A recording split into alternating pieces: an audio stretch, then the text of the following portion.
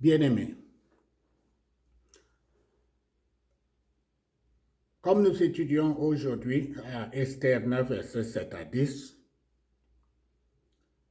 Ésaïe, un nom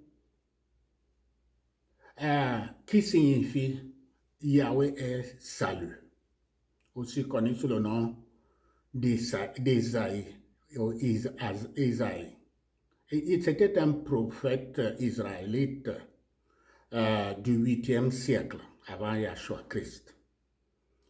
Historiquement, Ésaïe avait prophétisé la venue et le rôle du roi perse Cyrus, le libérateur des Juifs de la captivité babylonienne, qui était encore à venir.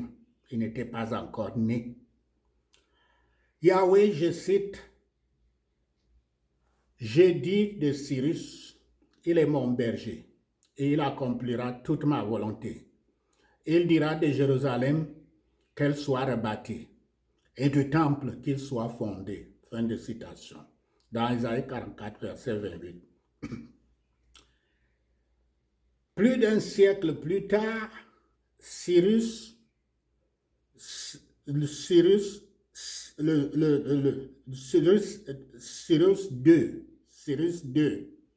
de Perse, communément appelé Cyrus le Grand, fondateur de l'empire achéménide, naquit et régna sur la Perse et Babylone de l'an 600 à 530 avant Yahshua Christ environ.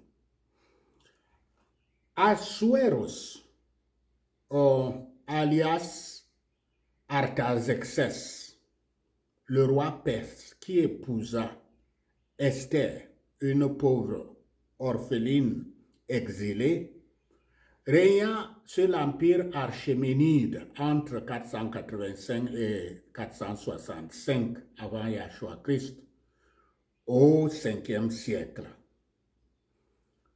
Haman l'Agagite est le principal méchant du livre d'Esther, vizir royal et premier ministre d'Assuérus Artaxerxès, roi de Perse.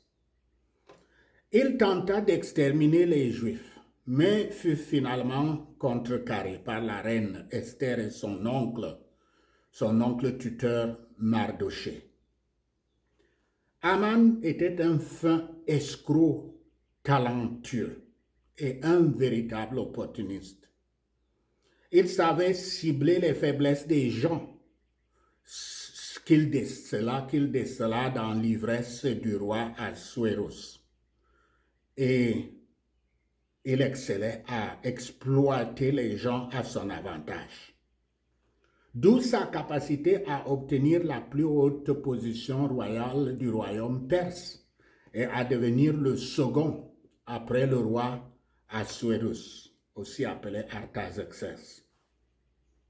Haman est appelé Macédonien dans Esther 9, verset 24 de la Bible Septante, qui le décrit comme étranger en Perse. Cette caractérisation le présente comme un étranger donc, et non pas comme un véritable Perse.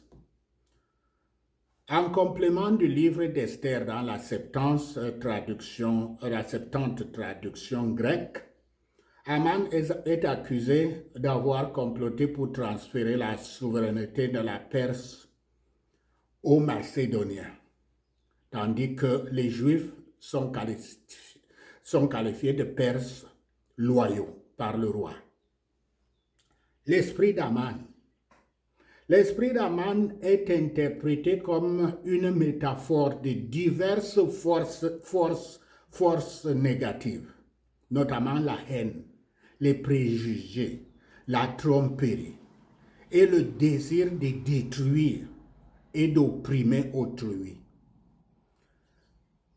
Cet esprit est souvent associé aux Amalécites, d'anciens ennemis d'Israël, et perçu comme une lutte spirituelle permanente contre ces forces. Nous allons continuer la seconde partie et parler des dangers de l'hypocrisie et de l'opportunisme extrême avec une focalisation sur l'esprit d'opportunisme et d'hypocrisie que nous allons définir.